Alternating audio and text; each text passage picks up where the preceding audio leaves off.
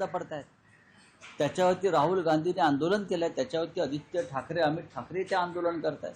त्याच्यामुळे हा विषय आता फक्त कॉक्रोच जनता पार्टी पुरता मर्यादित नाही. हा विषय आता एक राष्ट्रीय विषय झालेला आहे. आणि धर्मेंद्र प्रधान तुमचा कोण लागतो, त्याला तुम्ही इतकं वाचवताय, एवढा अहंकार कशा करताय, हे स्पष्ट व्हायला पाहिजे. धर्मेंद्र प्रधानचा राजीनामा त्यांना घ्यावाच लागेल. सर, मोहन भागवत म्हणतायत की और आपला काय राऊत साहेब, एक आहे की तुम्ही आता एक ट्विट केलेलं आहे आणि त्याला तुम्ही लक्षवेधी म्हटलेलं आहे. गृहमंत्री म्हणून देवेंद्रजी यांनी घेतलेला आतापर्यंतचा विजनरी निर्णय.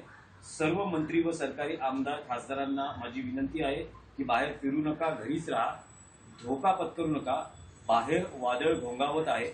आणि कंसात तुम्ही म्हणतात की गद्दार मंडळींनी तर भूमिगत व्हावे, जय महाराष्ट्र. एक बातमी तुम्ही लोकसत्तेतली नाही, एक बातमी वृत्तपत्रामध्ये काल प्रसिद्ध झाली की देवेंद्र फडणवीस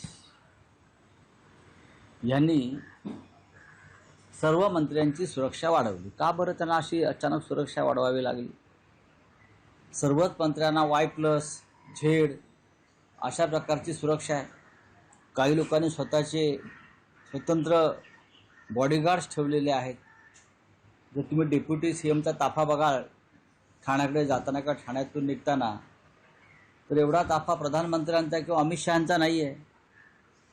तरीही जर देवेंद्र फडणवीस यांनी या सगळ्यांची सुरक्षा वाढवण्याचा निर्णय घेतला असेल तर तो फडणवीस यांच्या कारकिर्दीतला गृहमंत्री म्हणून आतापर्यंतचा अत्यंत दूरदृष्टीचा निर्णय आहे, विजनरी निर्णय म्हणतो मी त्याला. कारण महाराष्ट्रातलंच नव्हे, देशातलं वातावरण अत्यंत बिघडलेलं आहे, सरकार विरोधी आहे, पदोपदी धोका आहे सरकारच्या लोकांना, मंत्र्यांना, अधिकाऱ्यांना.